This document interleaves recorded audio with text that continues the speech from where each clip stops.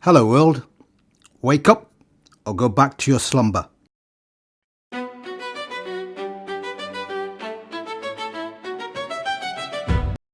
Still here? Good, then listen carefully. If this message causes discomfort, friction or offence, you're free to switch off now. That at least is still your choice. After all, this is freedom of expression, or what remains of it. This year, I have chosen to speak to you directly, not through intermediaries, not through press offices, not through silence. This is an exclusive podcast. No agendas, no games, and certainly no fear. What I share today is not a performance. It's not theatre. It's the truth. It's what is happening quietly, relentlessly, behind the scenes. No other royal dignitary will say this out loud, not from an ivory tower, not shielded by tradition, and not protected by silence. For over 600 years, the Jarral kings ruled in Kashmir with equity, dignity, and fairness. In Rajput, people lived with freedoms that were protected, not granted. Forts, schools, and institutions were built not for the privilege, but for the collective good. That legacy did not end through failure. It ended through betrayal, land grabs, backroom deals, and dishonour. We were forced to leave our homeland. Imagine it, leaving your kingdom with nothing but your soul. This is why freedom is sacred to me. Not theoretical, not academic, and not optional. Lived, inherited, and non-negotiable. Whether in Kashmir, Palestine, Ukraine, the Congo, Burma, Taiwan, the Baltics, the Middle East, freedom is not a Western invention. It's a natural human right. And yet, in the 21st century, freedom of thought, expression, and speech is increasingly conditional, filtered, licensed, punished when convenient. So let's ask the question that truly matters, without fear, without illusion. Is freedom of expression dying in the 21st century, or has it already been buried? This is a struggle that is ancient. In 399 BC, Socrates stood up before the court of Athens and declared, "Men of Athens, I shall obey the gods rather than you." He was executed for speaking the truth. Centuries later, Article 19 of the Universal Declaration of Human Rights promised that everyone has a right to hold opinions without interference and to express ideas freely across borders, across mediums, without fear. History tells us the costs. From Socrates to modern times, people have been persecuted, imprisoned, and killed for their words. Even here in the UK, remember the late Jo Cox MP, who was murdered in 2016 for standing up for compassion, tolerance, and belief. Her death was not symbolic. It was a brutal reminder that speaking the truth can cost you your life. So to my fellows, world leaders, Donald, Emmanuel, Keir, Merz, Nawaf, Cyril, Recep, are you all awake? Or are you asleep while trust collapses, anger hardens, and societies fracture? You don't need coffee, you need courage, because the pressure is rising, the patience is gone, and the reckoning is coming. It may not be televised, but it will be heard. To governments of the world, stop suffocating your citizens. Stop making life harder for those who share this planet with you. Your economic failures, austerities, other measures, social policies are fueling resentment, rage and revolt. This should not surprise you. Your politics are broken and the streets are telling you so. To Elon, Jeff, Jack and Mark, you understand power. You understand platforms. History will not ask what you built. It will ask what you allowed.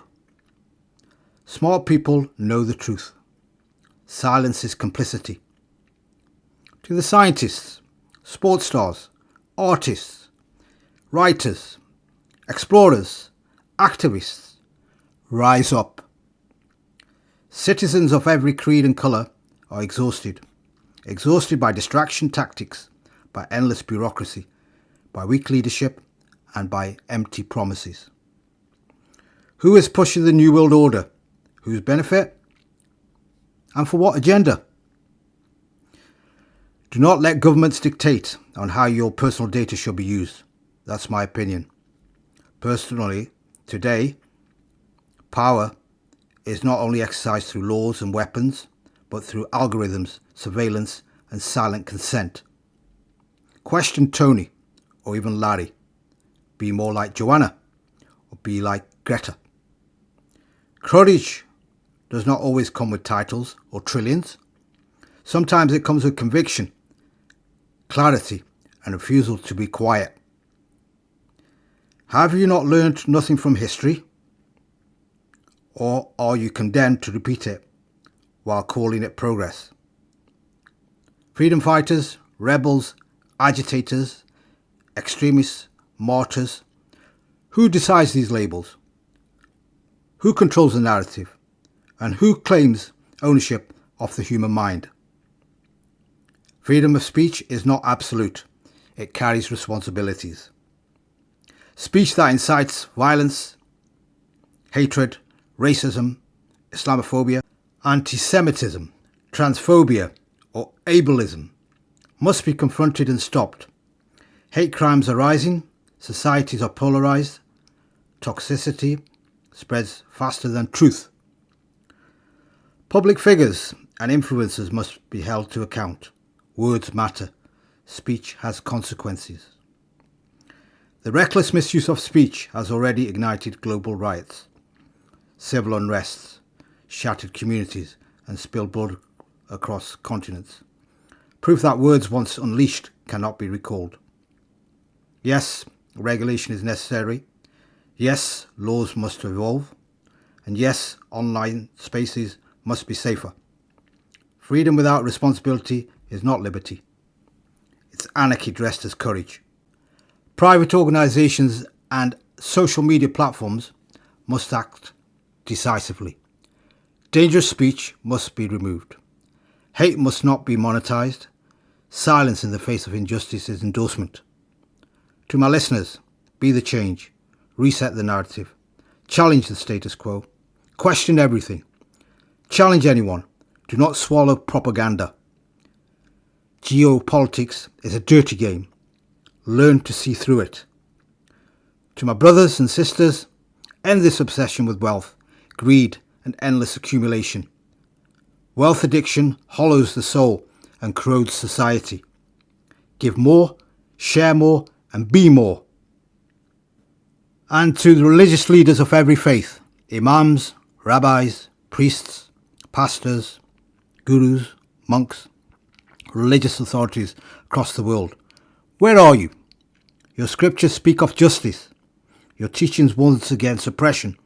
Your pulpits command millions. Yet too often, what happens is that hate rises. You whisper. When injustice screams, you hesitate. When power abuses, you look away. Faith was never meant to be comfortable. It was meant to be courageous. If religion cannot defend the dignity of the vulnerable, then it has been hijacked by fear. If faith cannot confront hatred, whether against Jews, Muslims, Christians and the minorities or the marginalised, then it's failed its divine purpose. Neutrality in the face of hatred is not holiness. Silence is not peace. And prayer without action is abduction. History will not ask how devout you sounded. It will ask whom you protected. Lead or step aside, because the moral vacuum will not remain empty for long. And to Gen Zs and Gen As, freedom may be wounded on the streets, but is alive in the mind. You are born into turbulence, not comfort, into algorithms, surveillance, crisis, and contradiction.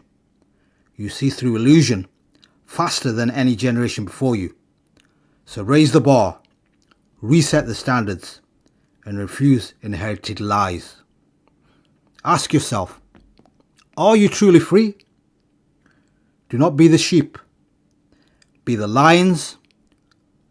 Be lion queens. Compassionate, fearless, and awake. No one has a right to take away your freedom, except when you surrender it yourself. The tides are turning. The storms are gathering. The signs are unmistakable for those who choose to see. The worst may lie ahead, but we must live in hope. So, back to the question. Is freedom dead or alive? What do you think? So finally, if you agree or disagree with my message, leave your comments below. Thank you for listening to this podcast. Peace be upon you. I wish you all the best.